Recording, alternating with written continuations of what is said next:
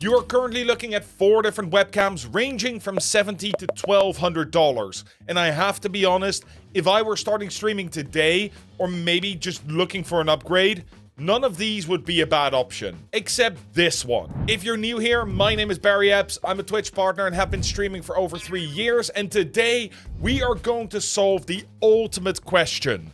What camera is best for you? Before we get into it, look at all 4 again and pick your favorite, and remember it. At the end, I will reveal which one was which, and if you would buy it for the price, then leave a comment down below. Okay, the first one we are kicking off with is one of the most popular webcams on the market right now, and you're looking at it as we speak. It is the Elgato Facecam Mark II. This webcam is a 1080p 60 FPS webcam, but to be honest, it has an incredible sensor and a super wide field of view, so much so that I had to punch in to just have me properly framed. The sensor in this thing is an actual game changer. When you plug this thing in, right out of the box, the colors look rich and full, and the dynamic range, the really bright spots and the really dark spots, are not just blown out or a portal to the nether. You can still see incredible detail in them. One of the biggest problems with webcams is that they just can't do skin color right. Your skin will look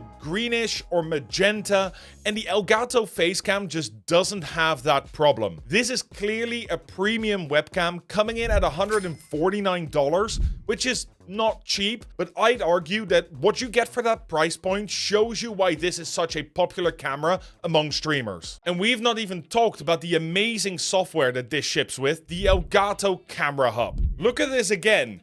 This was the full frame of this thing, and I didn't punch in OBS or during the edit. I did that right here in the Elgato software, where you can just drag it in a little bit, position it exactly how you want it so you can look your best on stream. It is genuinely quite a fantastic feature. You could even set it to automatically follow your face using the face tracking, but I've found that the face tracking is not always very accurate and has also caused some issues with the autofocus from time to time. Funny enough, when you don't have the face tracking on, the autofocus of this thing is absolutely fantastic, especially when you lean in. When you lean out, you will sometimes get a little bit of focus pulsing, but that too is only for a few seconds at the most. Oh, and a quick tip when you're setting this camera up, depending on the amount of light in your room, you'll probably want to add a little bit of contrast. The 50% makes the lights and the darks look pretty flat, so I have to pull mine up all the way to 80% to make sure that the colors look deep and natural. This next webcam is a little bit smaller. This is the newly released OBSBOT Meet 2 from the same people that made that incredible PTZ camera we looked at a few weeks back.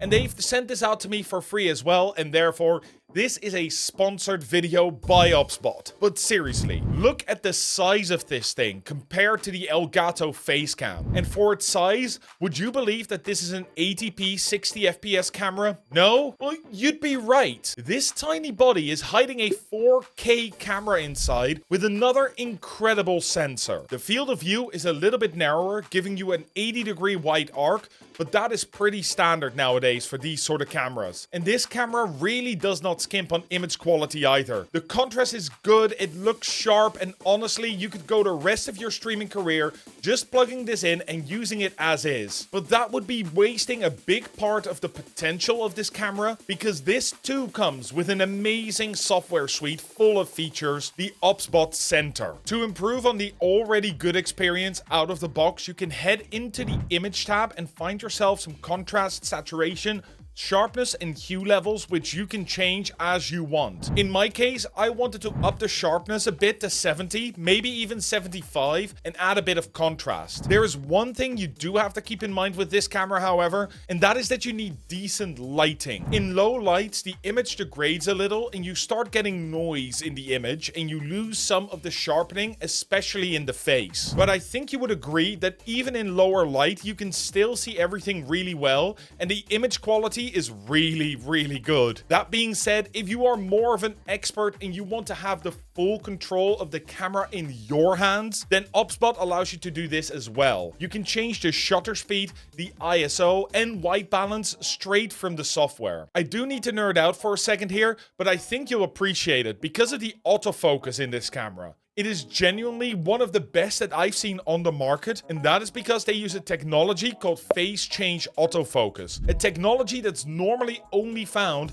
in mirrorless and other high-end cameras. This allows the camera to track your movement real time and shift the autofocus when you lean in or out in a split second. In fact, you can even set it to auto framing, which zooms in the image slightly and then allows the camera to track you when you move around. It's kind of like face tracking, but not like those gimbal cameras at least. Oh, and do you see that my background is a little bit blurred? Yeah, this camera has, according to them, an AI-powered bokeh feature, which allows you to blur your background in multiple steps. This is normally something you need a fancy lens for, but this actually doesn't look bad at all, especially when you use it right. If you put this too high, you will get sort of the bad blurring that Zoom or Google Meet does, and that is not what we want. So we keep it nice and light. For me, I've just got this set to like 2, sometimes even down to 1, and that is enough for it to look quite natural. Another nifty little feature is that the OBSBOT has a fully metal construction, meaning it will very easily clip onto the magnetic base that it comes with, but most importantly, you can turn it sideways and it will automatically switch into a vertical format in 4K resolution. So you can record TikToks, YouTube Shorts, Instagram Reels easily and quickly without losing any quality. The OBSBOT Meet 2 comes in gray, white, and green and normally retails for $129 US, but right now, as this video has gone live, there should be a 20% discount on the Meet 2. So if you want to grab a good webcam for a good deal, then I suggest you check out the link in the description below. Again, thank you OBSBOT for sponsoring this video. The third camera we are looking at is the cheapest in the range, and it is the one that most streamers start out with, the Logitech C920. It is a 1080p 30fps camera with an 80-degree field of view, but that is not too weird as it released in 2012 and has remained mostly unchanged in all those years. When you plug this in, it does not come with fancy software. You can install the Logitech G Hub and get the most out of it,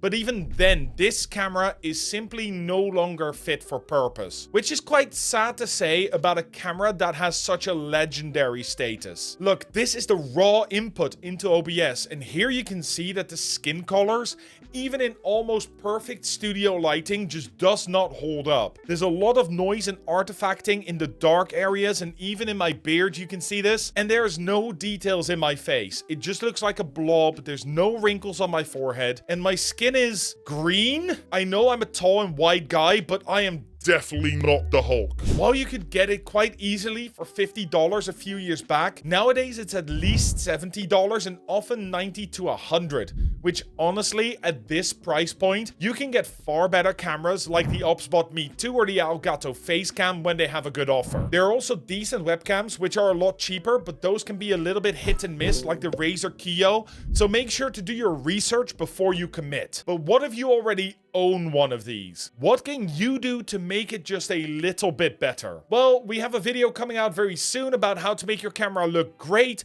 but most importantly, you will probably want to change the skin color from this to an actual skin color. To do this, we are going to head into the filter menu, and then we're going to add a color correction filter. Now, in the color correction filter, there's a few things we can do. First thing we're going to do is we are going to add some saturation, bring some color back into my skin, and then we're going to hue shift a little bit out of the green by dragging it up slightly. But watch out with doing this too much. See, this is already a lot better. It's not great, but it's better. Last but not least, there is this one. I think most streamers will aspire to use such a camera, a mirrorless camera, as their webcam because of their professional look that you get with it. There are many choices out there, but the one that I suggest if people are looking to make the jump is the Sony ZV-E10. It is the camera that I use for every single video and every single stream, and have done and love doing so for the past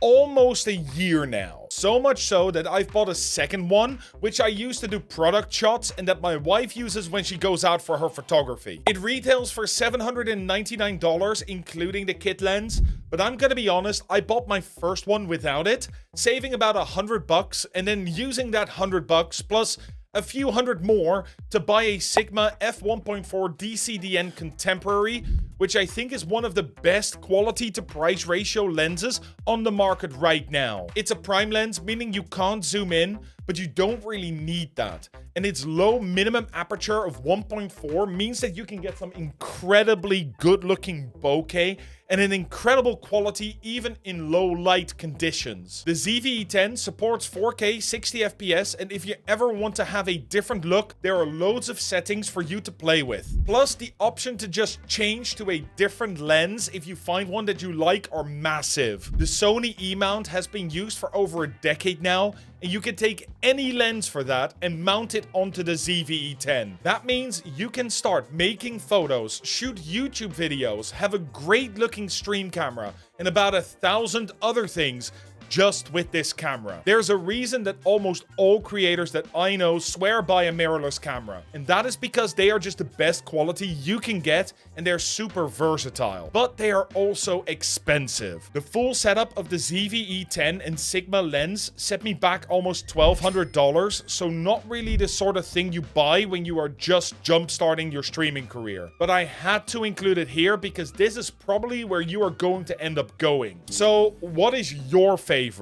Here I am again, fourfold, and here are the names of each of the cameras. Let's be honest, the changes in cameras have been extreme over the last few years. We've gone from 720p to 1080p and even 4K becoming the standard. 60 FPS is now in most cameras, and the price for many of the high quality webcams have gone from $300 down to $100 or $150. And if you want to pick up your favorite, then I'll leave links in the description down below. These are affiliate links, so they do support the channel. Thank you. And if you want to take your camera work an extra step further, you might even want to add some cool commands or redeems that allow your viewers to control your camera.